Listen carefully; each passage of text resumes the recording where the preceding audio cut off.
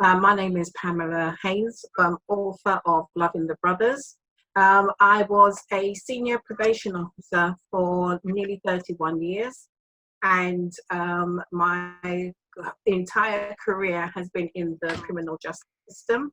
I'm now retired, but just before I retired, I was reaching a milestone birthday, and I was in, I suppose, at a crossroad. I did wanted to mark my birthday in some way, but I wasn't sure whether I should do my master's or to write a book.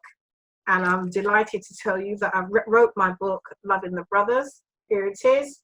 It was published on the 8th of January 2018. And I have to say that it was the best decision that I've made. In fact, I wondered why it took me so long to get to this point, because I've always written in my career. As a probation officer, I wrote pre-sentence reports and presented them to judges and magistrates. And in those reports, you have to tell a story. You have to tell the judiciary how the services or how the defendant got to this point in his or her life. So I've always written. Also in my career, I was a facilitator running domestic abuse programs. So I got direct experience of working with perpetrators and victims of domestic abuse.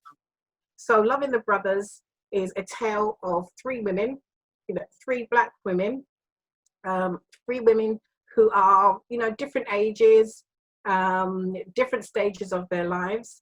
One of my protagonists is 40 years old. Her name is Patty, and Patty is a senior probation officer. I also have a young mum of twins, who is having issues in her marriage and feels as though she's doing it by herself. And I also have a pastor's wife who has 5 girls, just had a newborn baby girl, and again feels the need to please everybody in the church and in her family and not herself.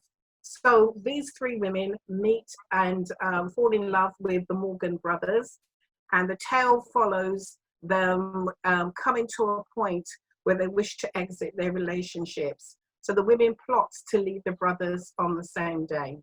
So I was inspired mainly through my work as a facilitator, and I was privileged to hear the stories that victims and perpetrators told me around domestic abuse. And I wanted to write my own story. So as I said, by the time it came to my milestone birthday, Loving the Brothers was published. I have to say that since then, it's just been a whirlwind in terms of the experiences that I've been able to have. I have had book launches in London, in Birmingham, in Ireland, and also in Barbados. I have been on television and I have been on radio. I think I've got a face for radio, and I've certainly enjoyed raising the awareness around domestic abuse in our communities. The other side of this is being able to tell our own stories. I think that is important. There is room on the shelves, I believe, for all of our books. I don't ever recall Chaucer saying, you know what, I'm not going to release my book because Shakespeare down the road is releasing one of his. So one of my main mission in life is to inspire the community and to inspire us to write our own stories. And I'm delighted to be on this platform with a number of authors we're all doing our own thing. And we're not in competition with each other. We're coming together to be on this platform. And I want to really take time to inspire authors who are out there or budding writers.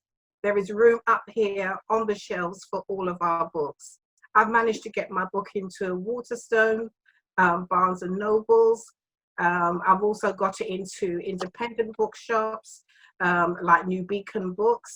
And with every milestone that I managed to get over, I love celebrating it. So that's the main crux really of what my book is about. The reason why I started my book journey in the first place.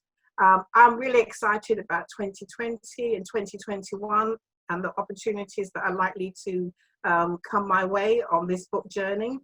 You can follow me, I'm everywhere. I'm on Instagram, Facebook, LinkedIn, Twitter. You can also go to my website to find me.